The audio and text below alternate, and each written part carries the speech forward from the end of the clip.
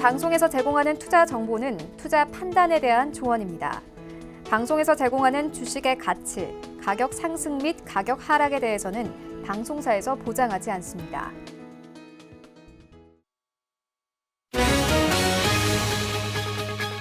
간추린 경제 뉴스입니다. 국제 유가가 폭락하면서 급기야 마이너스권으로 떨어졌습니다. 코로나19 사태로 하락 압력이 이어지는 가운데 원유 시장에 선물 만기 이벤트가 겹치면서 기록적인 낙폭을 보였습니다. 뉴욕 상하거래소에서 5월물 WTI는 마이너스 37.63달러의 거래를 마감했습니다. 국제 유가가 마이너스로 떨어진 것은 사상 처음 있는 일입니다. 뉴욕 증시가 유가 폭락에 함께 급락했습니다. 미국 WTI 선물이 사상 첫 마이너스를 기록하면서 증시를 끌어내렸습니다. 다우지수는 2.44%, S&P 500 지수는 1.79%, 나스닥 지수는 1.03% 급락하며 거래를 마쳤습니다. 이 코로나19 사태에 따른 항공사들의 실적 악화가 현실화하고 있습니다. 미국 월스트리트 저널은 현지 시간 20일 미국 항공사인 유나이티드 항공의 1분기 손실이 21억 달러, 우리 돈으로 2조 5천억 원에 이를 것으로 추산했습니다. 이는 글로벌 금융위기 당시인 2008년 이후 가장 큰 규모의 손실입니다. 한국은행은 한미 통화 수합으로 확보한 달러 자금 가운데 일부를 네 번째로 공급한다고 밝혔습니다. 이와 관련해 한은은 오늘 오전 시중은행 등을 상대로 총 40억 달러 한도로 외화 대출 입찰을 합니다. 실제 달러화가 공급되는 시점은 모레인 23일입니다.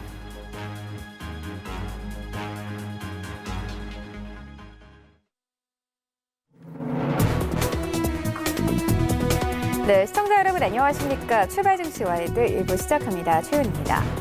네, 어제 우리 증시 양시장 엇갈렸습니다. 코스닥 시장은 강보합권에서 거래를 마쳤지만 어제 코스피 시장 다시 한번 빠졌는데요. 코스피 시장은 1900선을 회복한 지 하루 만에 다시 1900선 내어주면서 어제 시장 다시 1800선까지 빠졌습니다.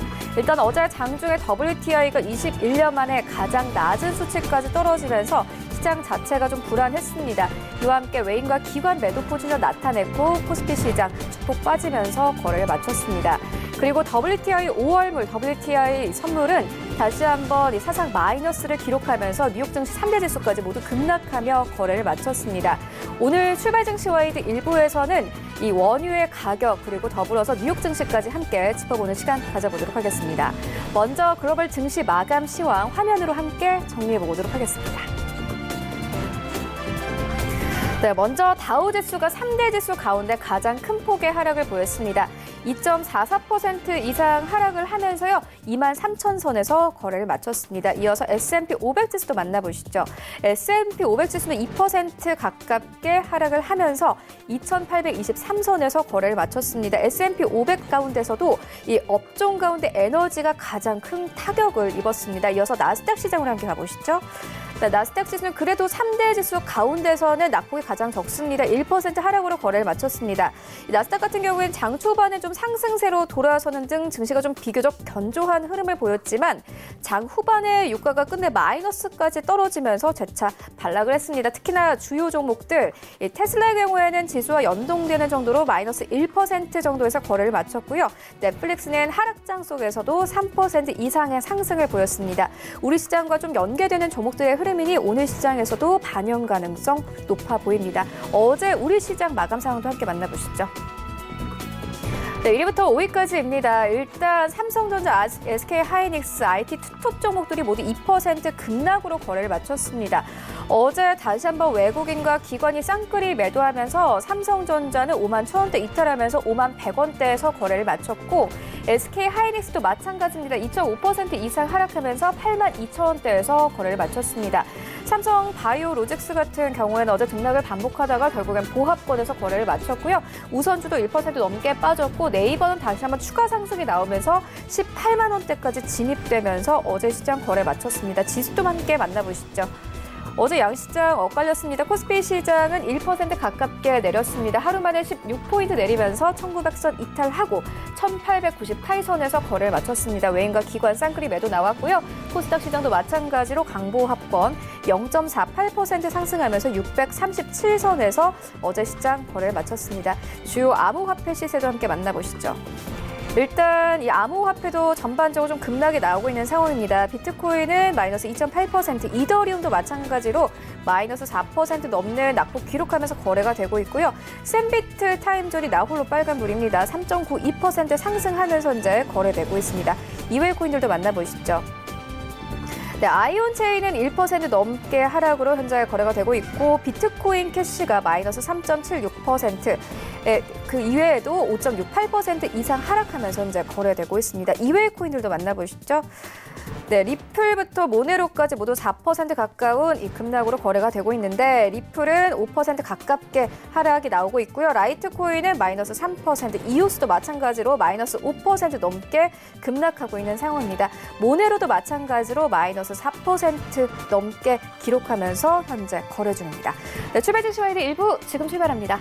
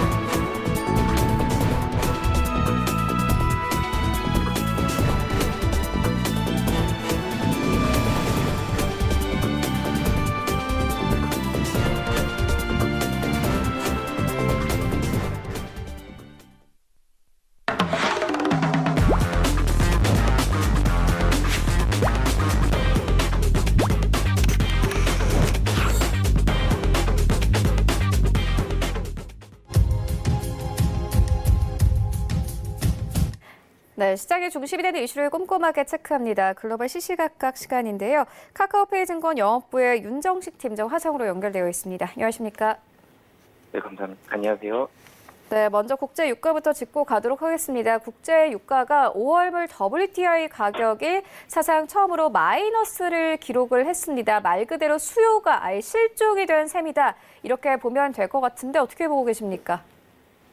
네, 우선은 이 마이너스란 부분들을 조금 이해를 하셔야 될 것 같은데요. 사실은 이 선물 부분입니다. 실질적으로 뭐 원유를 가져갈 때 돈을 같이 준다.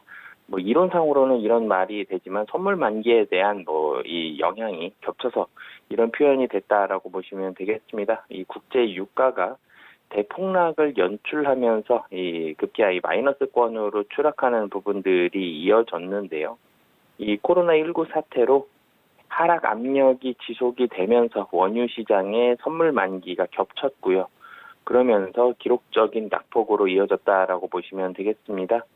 이 미국 뉴욕 상업거래소에서 5월 인더분 서부 텍사스산 원유는 배럴당 마이너스 37.63달러에 거래를 마감을 했는데요. 지난 17일 종가가 18.27달러였다라는 부분들을 본다라면은 305% 폭락한 수준입니다. 이 국제 유가가 마이너스로 떨어진 것은 사상 처음인데요. 이 원유 생산업체가 돈을 얹어주고 원유를 팔아야 하는 것으로 수요가 아예 실종이 됐다는 의미입니다. 이 코로나19 사태로 원유 수요가 급감하고 이 공급이 넘치는 상황에서 원유 시장의 선물 만기 이벤트가 겹쳤기 때문인데요.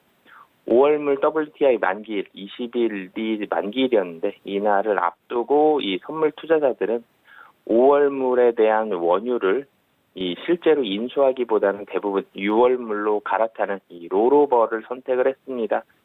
재고는 넘쳐나고 이 원유 저장 시설을 확보하기는 어려운 상황에서 일제히 이 5월물을 팔아치우고 6월물을 사들이면서 비정상적으로 마이너스에 달하는 이런 가격이 왜곡됐다라는 분석이 나오는데요. 이 원유 저장할 수 있는 곳이 찾기가 사실 힘든 상황에서 원유를 저장할 곳만 찾게 된다라면 뭐 돈을 벌 수 있는 그런 상황이다라고 보시면 되겠습니다. 하지만 이 5월물의 거래량은 적었고요. 오히려 이 롤을 오버를 한 6월물은 활발하게 거래가 됐는데요. 코로나19 사태의 충격이 뭐 상당히 크다는 부분들은 기본적으로 깔려 있지만 이 실제 원유 시장의 이런 정확한 흐름과는 조금은 거리가 있다라고 보시면 되겠습니다. 글로벌 벤치마크 유종 중에 하나인 이 브렌트유 같은 경우는 배럴당 25달러 선에 거래가 되고 있고요. 21일부터 본격적으로 거래되는 6월물 WTI 같은 경우는 뭐 4.9달러 하락하긴 했지만 그래도 20.94달러, 20달러 위에서 거래가 되는 이 모습이 나왔습니다. 이 전일 이 WTI 선물에서 이 마이너스 이 유가가 나왔다는 부분들을 본다라면은 단순히 외견상으로만 본다라면은 다시 마이너스 유권의 유가가 하루에 새 20달러 선으로 또 급등하는 이런 부분들이 나오고 있기 때문에 마이너스에 대한 부분들은 선물 만기를 앞두고 일시적으로 좀 작용을 했다라고 보시면 되겠습니다. WTI 10월물 같은 부분들은 본다라면은 32달러, 11월에서 12월물 같은 경우는 33달러 선에 머물고 있기 때문에 이 미국산 원유의 수요가 올해 가을쯤에는 어느 정도 회복될 것이라는 기대가 깔린 것으로 이 결제월이 늦어질수록 높은 가격이 형성되는 이 콘탱고 현상이 상당히 좀 심화되고 있다라고 보시면 되겠습니다. 이 원유에 대한 가격이 상당히 좀 낮게 형성이 되면서 원유 ETN 거래 정지가 심심치 않게 나오고 있습니다. 이 괴리율이 비정상적으로 나오면서 거래가 정지된 이 텍사스산 원유 WTI 이 연계 상장 지수 증권이죠. ETN 3개 종목이 단계적으로 이 거래가 재개될 전망인데요. 너무 괴리율이 컸기 때문에 거래가 정지가 되었었습니다. 하지만 신한금융투자와 삼성증권에서는 이 원유 선물에 대한 부분들 추가적인 상장을 앞두면서 거래 재개를 앞두고 있는데요. 신한금융투자 같은 경우는 신한 레버리지 WTI 선물 ETN 2억 주, 2조 원 가량을 신규 상장합니다. 기준 물량이 9,300만 주인 것을 본다라면은 2배를 넘는 상당한 물량이다라고 보시면 되겠는데요. 이 신규 물량 상장으로 인해서 지난 20일 중단됐었던 이 종목의 거래는 재개된다라고 보시면 되겠고요. 지난 17일 보신다라면은 신한 레버리지 WTI 이 원유 선물 ETN의 종가는 1,480원입니다. 괴리율이 50%가 넘었는데요. 그러면서 20일부터 무기한 거래 정지가 된 바가 있습니다. 20일 기준 이 ETN의 지표 가치는 790.53원으로 떨어지면서 괴리율이 87.22%로 치솟았는데요. 이 상황에서 신한금융투자가 2억 주를 시장에 공급하면서 괴리율이 축소될 것으로 기대가 되고 있습니다. 마찬가지로 괴리율이 비정상적으로 높아서 정지됐던 삼성 레버리지 WTI 원유 선물 ETN의 거래도 23일 재개가 되는데요. 삼성증권 같은 경우는 1억 주, 1조 원 규모의 물량을 단계적으로 상장할 것으로 알려졌습니다. 삼성 레버리지 WTI 원유 선물의 17일 종가도 신한금융투자, 신한 레버리지 WTI와 마찬가지로 괴리율 50% 이상이었고요.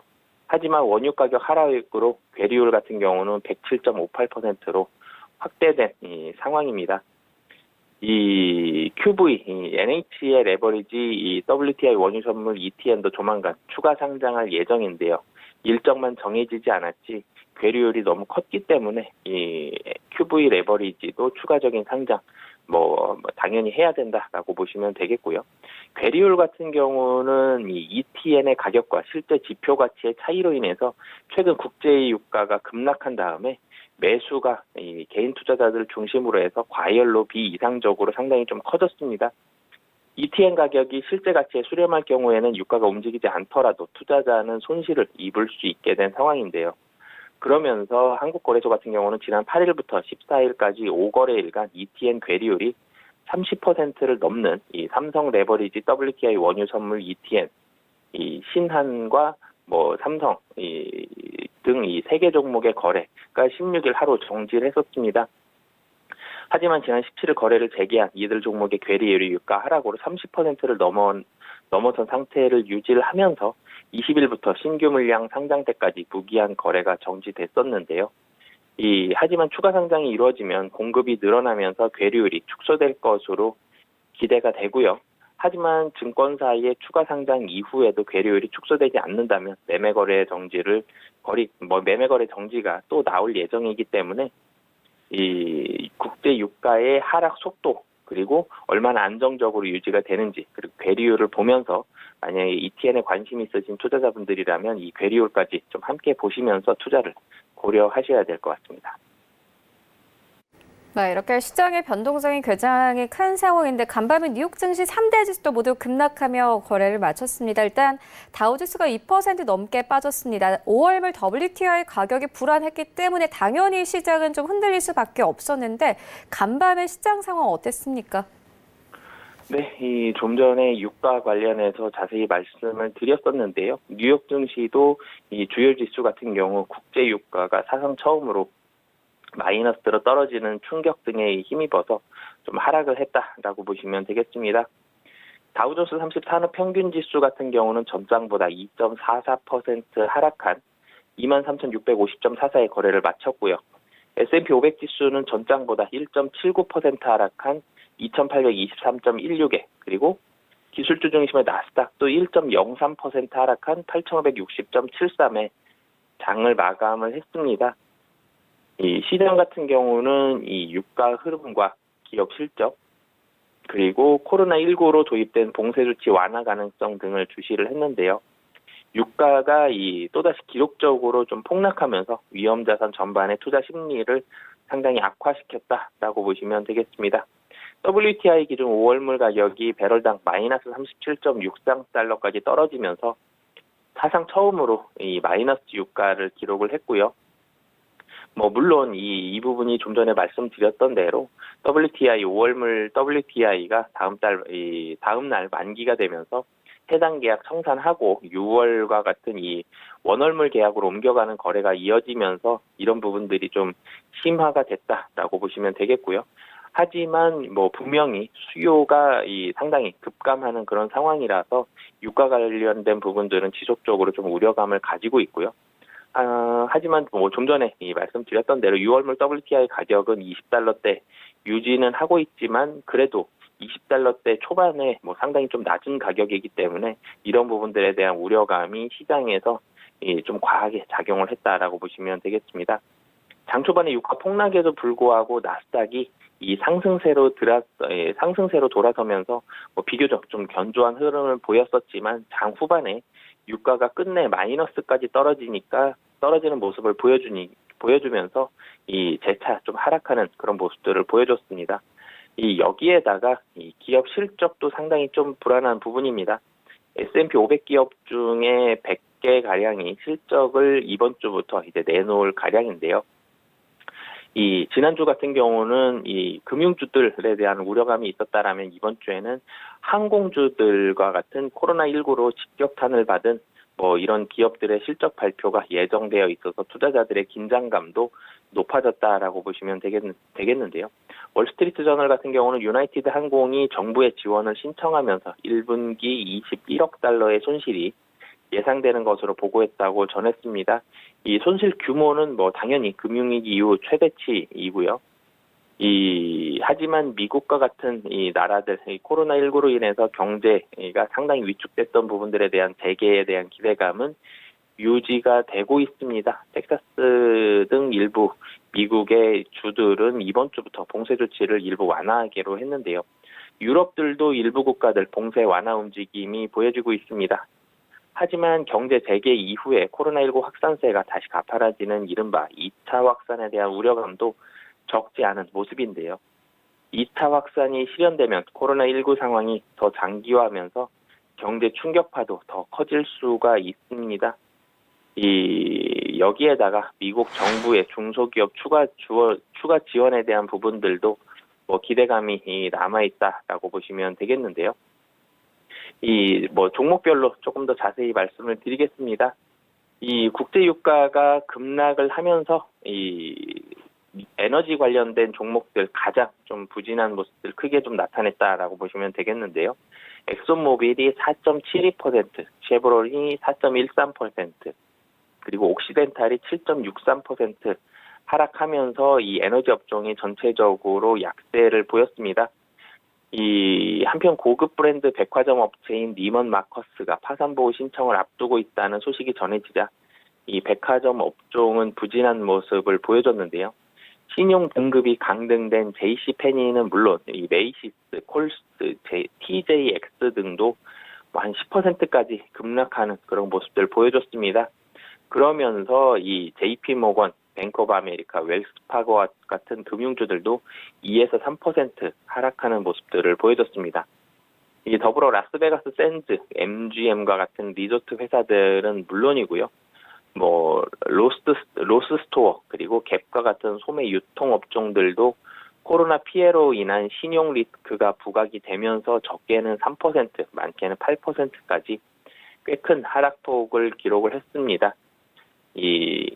하지만 뭐 IBM 같은 경우는 강보합 정도의 모습을 보여줬는데요. 이 장 마감 후에 예상을 하회한 실적을 발표했고 가이던스 철회 소식에도 불구하고 강보합 정도의 모습을 보여줬습니다. 이 반도체에 대한 부분들은 어느 정도 기대감이 남아있기 때문에 이런 부분들 뭐 소폭이지만 그래도 플러스에 대한 모습이 나왔다고 보시면 되겠고요.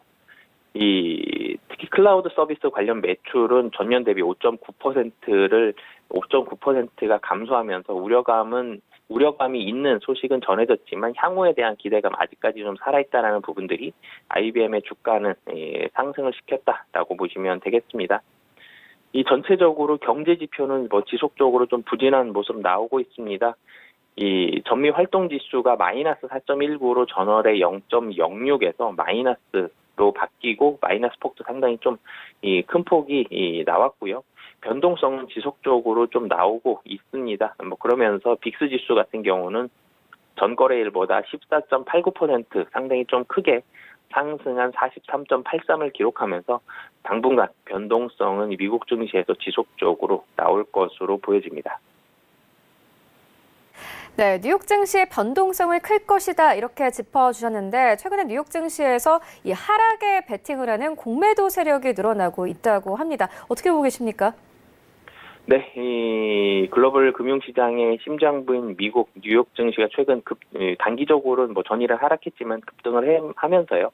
반대편에선 주가 하락에 베팅하는 이 공매도 세력이 2016년 이후 최고 수준으로 급등하고 있습니다. 시장이 빠르게 공급된 단기 유동자금이 주가를 끌어올리고는 있지만 이 더블딥에 대한 가능성이 늘어나면서 이 공매도가 늘어나고 있다라고 보시면 되겠고요. 이 뉴욕 증시에서는 사실 이 한국뿐만이 아니라 유럽 각국이 자국 증시에서 공매도를 일시 금지하면서 이에 따라서 뉴욕 증시에서 뭐 풍선 효과로 인해 공매도가 급증했다라는 분석도 있는데요.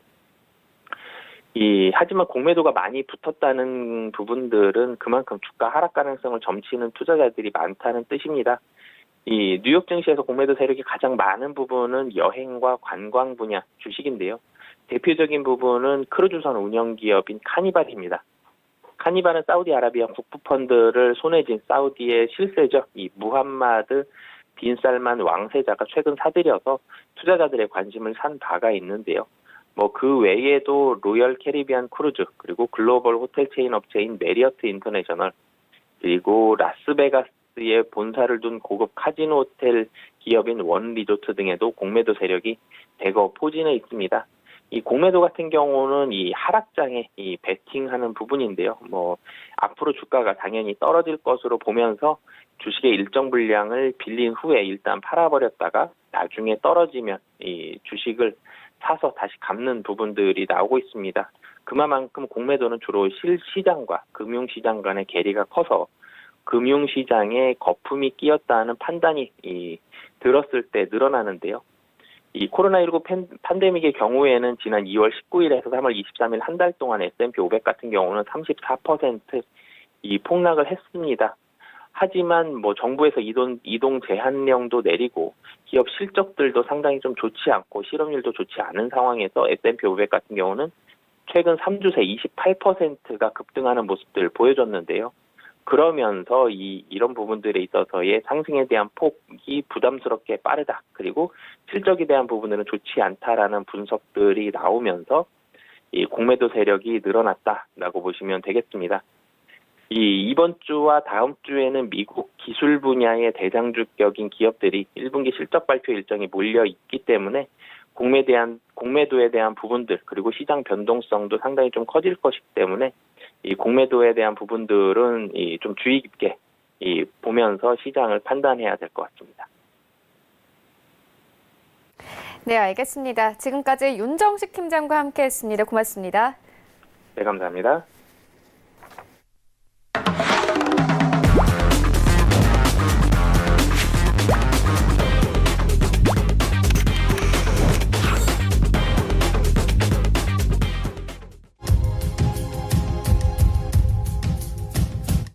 네, 이어서 라이브 이슈타임 이어가 보도록 하겠습니다. KTB 투자증권 이서훈 과장 전화 연결되어 있습니다. 안녕하십니까? 네, 안녕하십니까? 네, 간밤에 시장의 가장 중요한 이슈 짚고 가도록 하겠습니다. 5월물 WTI 가격이 사상 처음으로 마이너스를 기록을 했습니다. 아무래도 우리 시장 관련해서 좀 움직일 것 같은데 어떻게 보고 계십니까? 네, 우선 시청자분들께서도 깜짝 놀라실 거라고 생각이 되고 있습니다. 우선은 WTI 5월물이 마이너스를 좀 기록했는데요. 국제유가가 이제 마이너스 떨어진 것은 사상 처음이라고 볼 수 있겠고, 우선 원유 생산업체가 어떻게 보면은 돈을 얹어주고 원유를 팔아야 한다는 뜻으로 좀 해석하시면 될 것 같습니다. 수요가 아예 실종됐다는 의미라고 좀 볼 수 있겠고요. 하지만 여러 가지 내부적으로 본다고 한다면 사정이 있다라고 좀 생각이 되는데 5월물 WTI 만기를 앞두고 선물 투자자들이 5월물 원유를 실제로 인수하기보다는 대부분 6월물로 갈아타는 롤오버 현상 때문에 이런 5월물 WTI가 마이너스라고 됐다라고 볼 수 있겠고요. 지금 현재 유가 상황은 그렇다고 하더라도 좀 안 좋은 건 사실이다라고 볼 수 있겠고요.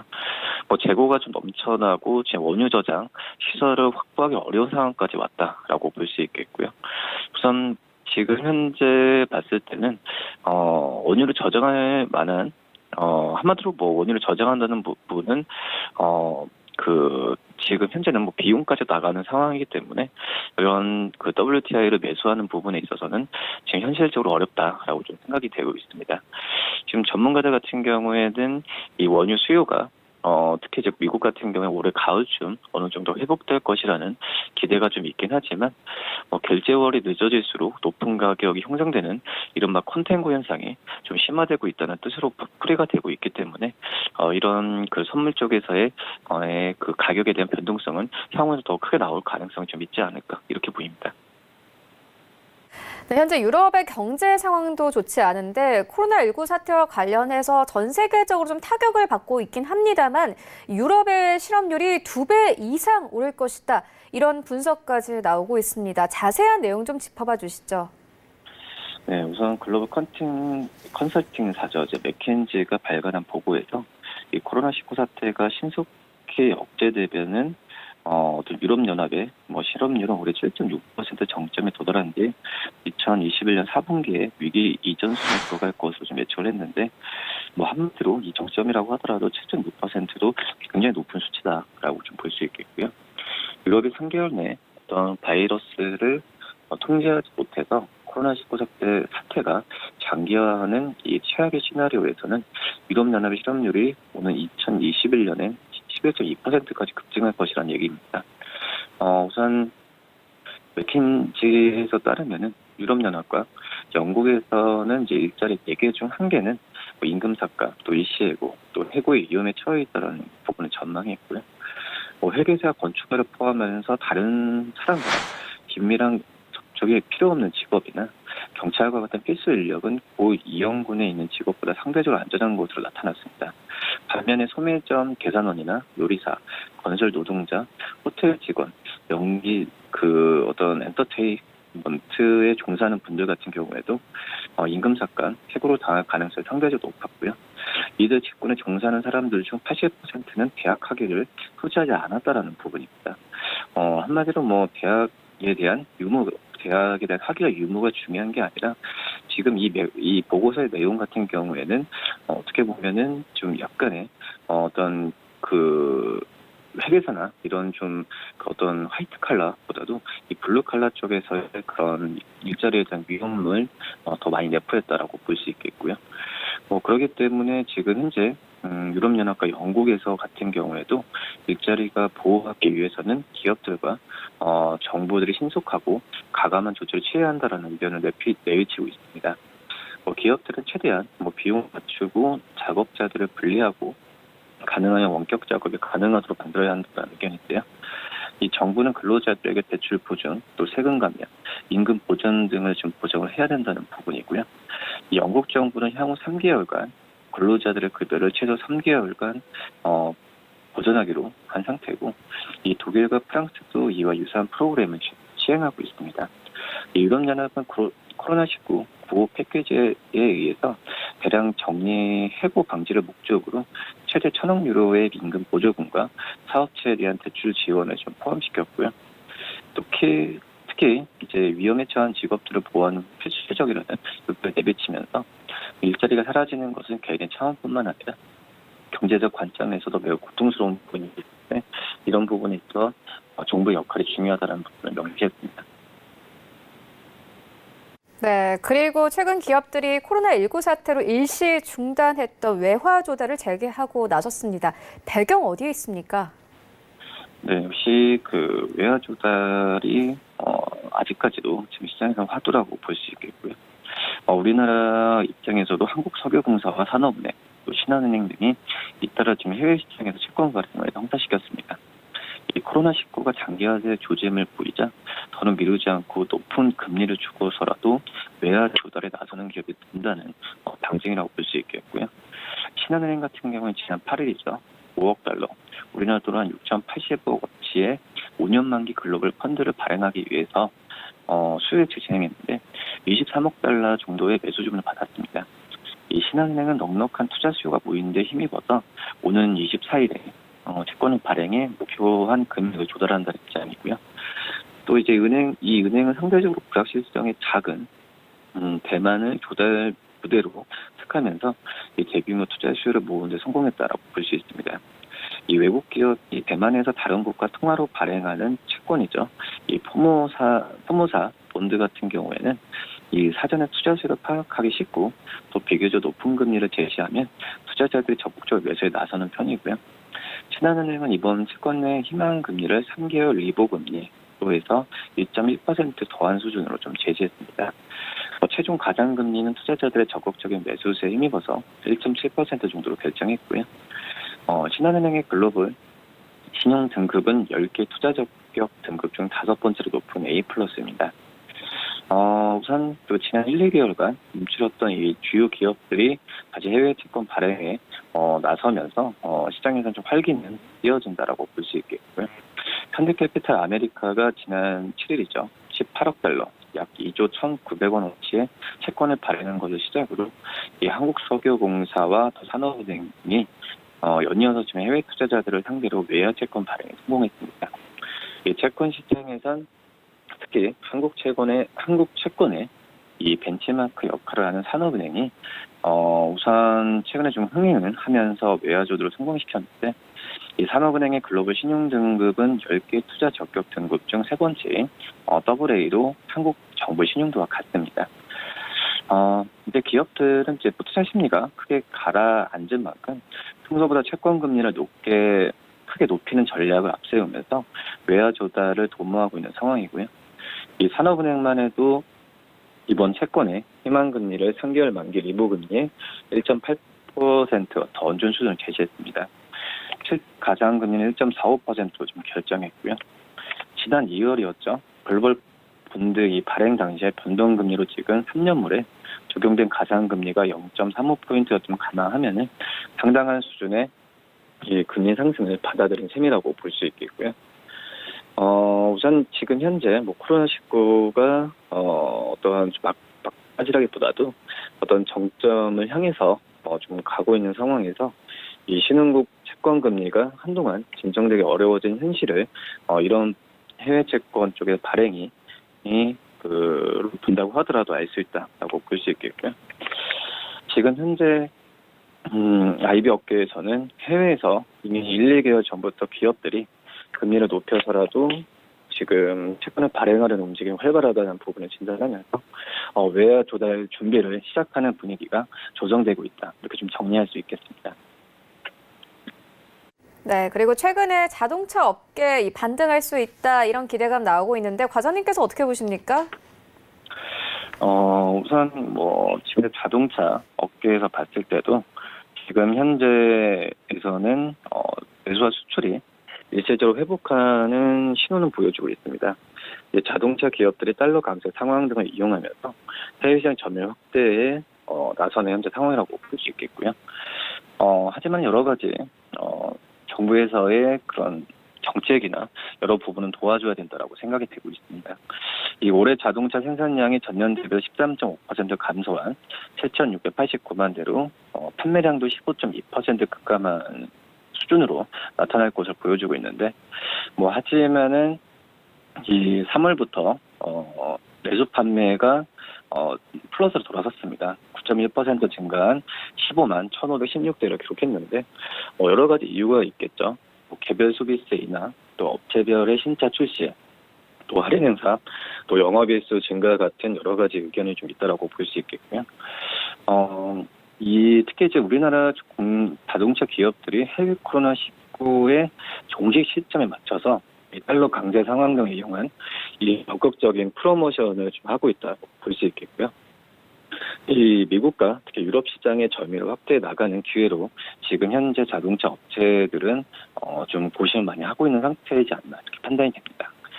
지금 코로나19의 그 해외 자동차 생산 기제가 회복될 때까지는 상당한 시간이 투여될 거 예상되고 있기 때문에 내수 시장과 그리고 여러 가지 준비를 내수 시장을 공략하는 여러 가지의 좀 상황이 좀 맞춰져야 좀 자동차 업체들이 좀 활기를 띠지 않을까 판단이 되고 있고요. 역시 코로나19 사태가 장기화되면은 내수뿐만 아니라 해외 쪽에서의 자동차 수요가 단계적으로 회복되지 않을 가능성이 큽니다. 그렇기 때문에 자동차 생태계에 대한 전반이 장기 침체로 가는 부분도 고려를 해야 된다라고 볼 수 있기 때문에 그러니까 한마디로 다른 여러 가지 상황에 맞춰서 플랜에 대한 부분도 다 짜야 되지 않을까 이렇게 생각이 되고 있고요. 코로나19가 장기화되면은 자동차 산업에서 건강과 환경 같은 사회적 가치의 중요성이 더욱 강조될 가능성이 크기 때문에 사회적 가치 기반의 어떤 지속 가능 계획도 수립해야 되지 않을까 이렇게 판단이 되고 있고요. 다만 이제 그 다양한 상황, 최악의 상황에 대비해서도 이 비상 경영 계획도 수립하는 것도 필요하지 않나 이렇게 생각이 됩니다. 운영이나 어떤 공급망 전반에 걸친 리스크를 파악하면서 이 현금 유동성 확보와 또 원가 비용 통제 같은 재무적 측면에 대응을 해야 되는 건 맞다라고 생각이 되고 장기적으로 투자 포트폴리오 조정할 뿐만 아니라 향후 시장 트렌드 분석을 통해서 이 글로벌 공급망을 재구축하는 전략적 시각도 갖춰야 되지 않을까 이렇게 좀 판단이 되면서 마지막으로 봤을 때는 이 경영 관리 측면에서도 경영상 임팩트를 고려하면서 단계별 우선순위를 정하는 것도 중요하다라고 생각이 됩니다. 네, 이렇게 증시가 좀 불안한 사이에 금값은 사상 최고치 행진을 계속하고 있는데 반면에 은 같은 경우에는 상대적 약세가 심화한 상황입니다. 이 저가 매수 관점으로 지금 좀 매수를 해보는 건 어떻게 보십니까? 네, 우선 지금 현재 금값에 대한 관심이 좀 높다라고 볼 수 있겠고요. 지금 현재 금 대비해서 최근에 은값 같은 경우도 상승세를 좀 보여주고 있는데 금이랑 은에 대한 어떤 스프레드가 좀 많이 괴리율이 벌어지면서 은에 대한 시장에서의 관심도 높아지고 있다라고 볼 수 있습니다. 우선 그 전에 어떤 코로나19 확산에 따라서 지금 증시가 폭락을 했잖아요. 그런 상태에서 이제 달러가 추구 현상과 함께 이 금값과 은값에 대한 어떤 부분 같은 경우에도 좀 약간의 애를 먹었었는데 하지만 이제 금값은 주요국이 쏟아낸 어떤 경기 부양책으로 가파르게 좀 상승을 했지만 은가 같은 경우는 그 전보다도 금에 비해서 상대적으로 저조하게 올랐습니다. 그런 상태에서 이제 금과 은의 가격 대비죠. 금은 가격이라고 할 수 있겠는데 지난 17일 기준으로 110.7배까지 벌어지면서 이 2008년 이후에 평균치 67.6을 크게 넘어선 상태입니다. 그렇기 때문에 지금 현재 안전자산에 대한 선호가 이 코로나를 전후로 좀 심해졌는데 이 같은 안전자산이라도 은보다는 금이 더 투자에 대한 매력이 좀 있는 건 사실이지만 우선 금에 대한 어떤 좀 고평가가 나왔을 때 그 금에 대한 고평가 나왔을 때는 은에 대한 관심을 좀 가져도 괜찮지 않을까 생각이 되고 있고요. 역시 코로나19 사태 때문에 디플레이션 우려가 나오면서 하지만 이제 코로나19가 좀 줄어들면 리플레이션 기대감으로 바뀝니다. 그런 상태에서 이제 어떤 인플레이션 해지 자산으로 은에 대한 투자 같은 경우에도 매력이 좀 넘치지 않을까 판단이 되고 있고요. 그렇기 때문에 금이나 음이나 같은 이제 안전자산이기 때문에 관심은 받겠지만은 약간 비중을 조절해서 투자하는 전략도 나쁘지 않다 이렇게 판단됩니다. 네, 알겠습니다. 지금까지 KTB 투자증권 이성훈 과장과 함께했습니다. 고맙습니다. 네, 감사합니다. 네, 1부는 여기서 모두 마치도록 하겠고요. 잠시 후 2부에서는 전문가들과 함께하는 종목 라이브쇼 라이브 매매타임이 이어집니다. 여기에 더해서 오늘 장에서 이슈몰이라고 있는 특징주까지 꼼꼼하게 살펴봐 드리겠습니다. 채널 고정해 주시고요. 저희는 잠시 후 2부로 다시 찾아오도록 하겠습니다.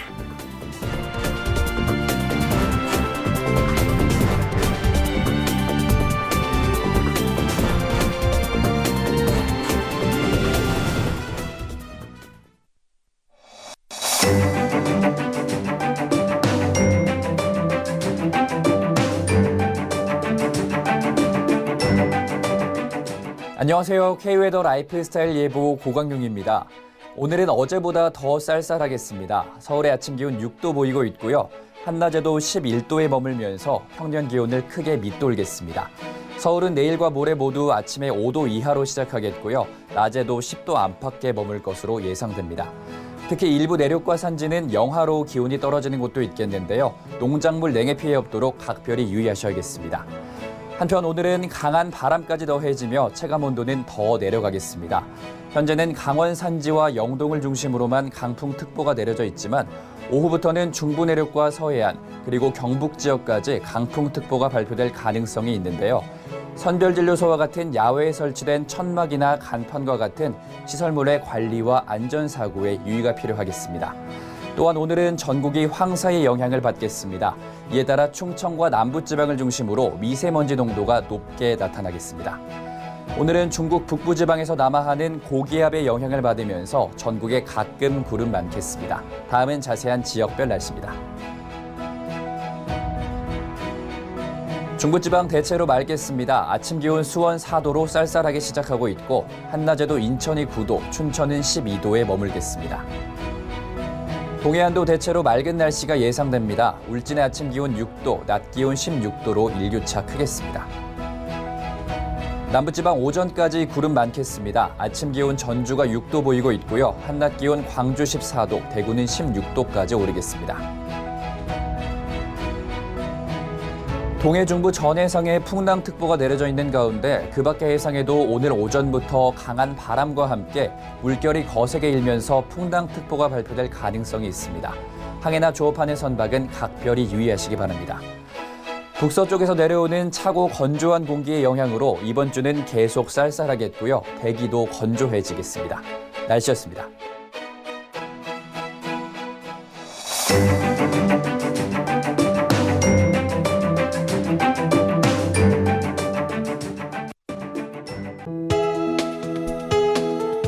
방송에서 제공하는 투자 정보는 투자 판단에 대한 조언입니다. 방송에서 제공하는 주식의 가치, 가격 상승 및 가격 하락에 대해서는 방송사에서 보장하지 않습니다.